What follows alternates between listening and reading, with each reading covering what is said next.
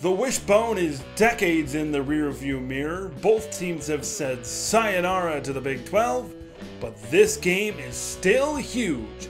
Nebraska and Oklahoma this Saturday in a big non-conference showdown.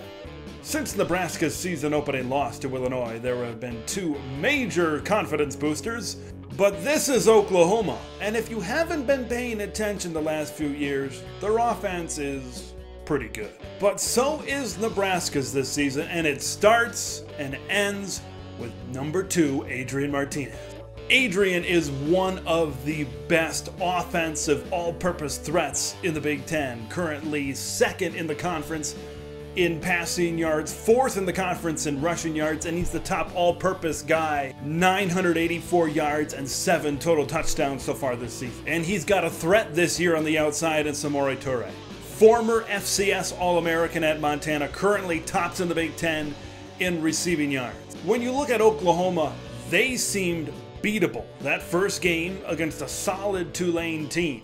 Tulane freshman quarterback Michael Pratt threw for 296 yards and 3 touchdowns, which proves that Oklahoma has at least a couple of holes on their defense. Adrian Martinez hit Samori Toure twice for 68-yard touchdowns against Buffalo. He ran for a 70-plus yard gain. He hit Chris Hickman for a 54-yard gain. This is a Nebraska offense that can hit the big play, especially in the passing game. When Nebraska run, and Adrian Martinez gets over 100 yards, he can make the play over the top, hitting guys like Samori Toure. And they're going to need others in this game against Oklahoma if they want to possibly pull off the big upset.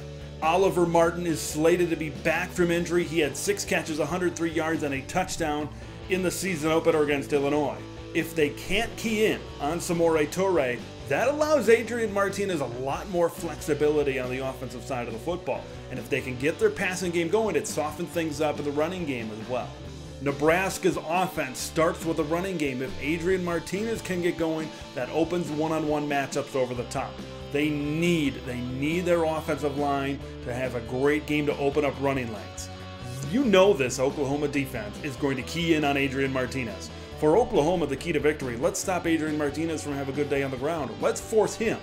Let's force number 2 to beat us with his arm. The key for Nebraska is to get the running game going early. If they can have balance against Oklahoma, they get on the scoreboard early, they might have a chance in this football game. If Nebraska can't go toe-to-toe with Art Sitkowski and Illinois and get a victory on the road in Champaign, what makes you think they're going to go into Norman, Oklahoma and do the same?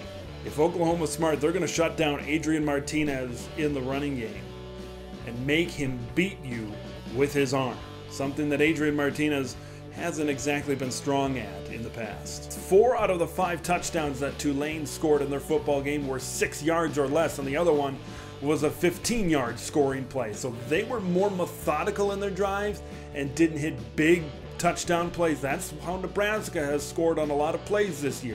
All right, Husker Nation, I want to hear you.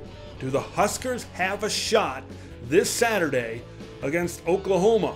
Or is Oklahoma just going to shut them down? Or is it going to be like it's been for a long time, even when they were playing back against each other in the Big 12 with Oklahoma dominating? Let me know your thoughts in the comments below. Who wins? How much? Let's hear it. Consider subscribing for daily Big Ten content. We'll see you next time.